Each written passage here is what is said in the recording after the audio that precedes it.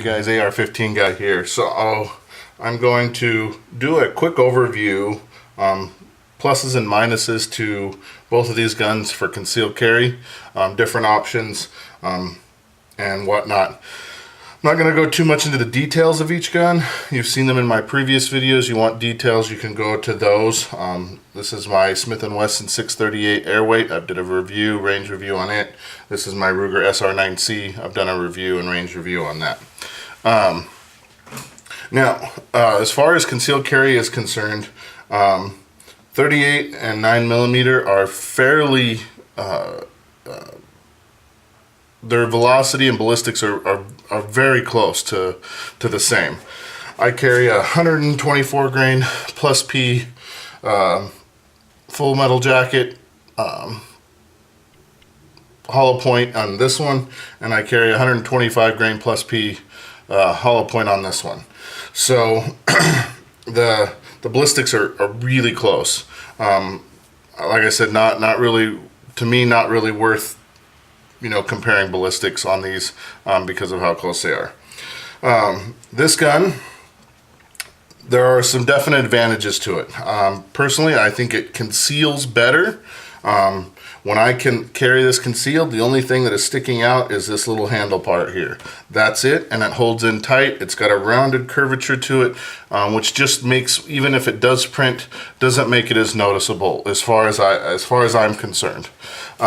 So it makes it really easy to conceal. It's also super light. You can throw it in your shorts pocket, or throw it in your pants pocket to run to the store and get a gallon of milk or whatever. So it makes it versatile as far as that's concerned. I would say, as far as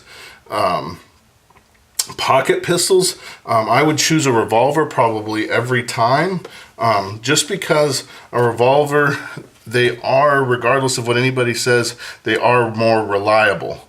As long as that bullet goes bang, it doesn't matter what type of bullet you've got in it, doesn't matter what type of round. As long as it goes bang, you're not going to have any jams. Whereas with a semi-auto pocket pistol, you could have stovepipes and that sort of thing, and you're running the same, the Smith & Wesson M&P Shield, the Car CCW, and the XDS. I'm gonna run roughly the same amount of rounds as this, 5-6 rounds depending on the caliber. But you could always run into those issues with cycling, whereas that's not going to be an issue with this. The only moving part is the cylinder and the hammer versus the slide and the shell and all of that on a semi-auto. The downside to a gun like this are the sights are difficult to get used to. It's really only good out to about 30 feet. I decided to go with a unshrouded hammer because I wanted the option that if I ever had to take a good shot and be precise, and let's say I'm in a mall or something like that with my kids, and a shooter comes in, I have the ability to take, and I might have the ability to take my time a little bit and make a good shot where that would be important.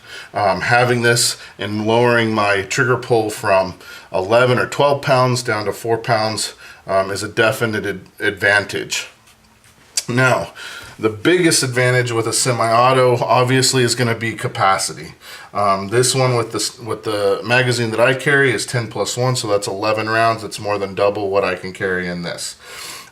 Downside to this is that when I carry, pretty much from here back is exposed, so it leaves a lot of open for printing, and for your shirt getting caught on it and that sort of thing. I have to be very mindful when I carry this inside the waistband. I carry both of these actually with the same Galco holster. Inside the waistband, I have to make sure that when I get up from something or get out of my car that it's covered. I don't have to worry about that with this. This one's going to be able to take longer shots easier. It's also going to be easier to get used to the sights due to it being a standard 3-dot sight. So there are some benefits to this, as well as, like I said, downfall. If I'm going to be in a crowded area, I might be giving people hugs or that sort of thing, or shaking people's hands or whatever, I might carry this just to make it less noticeable. For about 99% of all the things that you're going to need your firearm for, this is going to cover it. This one just opens up, gives you a few more tools in your toolbox, so to speak. So those are my thoughts on the differences between these two firearms for concealed carry. You can get different holsters. This also operates as a great backup gun. You can get an ankle holster for it, slap it in your ankle, use this as a primary and this as a secondary. So that's kind of my thought of having the two, is it just opens up your options a little more. When you're thinking about it, if you decide to go revolver, which is perfectly acceptable, like I said, 99% of the time you're gonna be in a situation where a revolver is gonna do everything that you need. Look at all of your options. You want to put as many tools in your toolbox as you can, and one of those tools can be lowering your trigger pull by having an exposed hammer. 12 pounds. It's just matter of fact that it's just not as, you're just not going to be as accurate with a 12-pound trigger pull versus pulling that hammer back and dropping you down to about 3 or 4 pounds.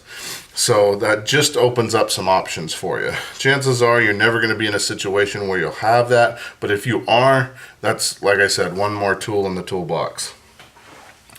So those are the things that I would consider when you're looking at a concealed carry. I carry this firearm 99.9% of the time. Very rarely do I strap this on unless I'm going to be in a situation, like I said, where I'm going to be bumping into people or hugging people or something like that, and I don't want any chance of them really knowing that I have one on. Most of the rest of the time, this is easily enough concealed. Like I said, it does print at times, but it's not that bad. It's mostly, enough of it sticking out. People are bumping into you. People are knocking it, that sort of thing. And then they're wondering, hey, what do you got going on there? So anyway, guys, those are some of the things that I would consider. Like I said, 38 9mm, the differences in velocity and firepower is negligible at best. So anyway, those are my thoughts on that. Like, subscribe, let me know what you think. You can go back and see my reviews on these two firearms. Both of them are great options. Thanks for watching and have a great day.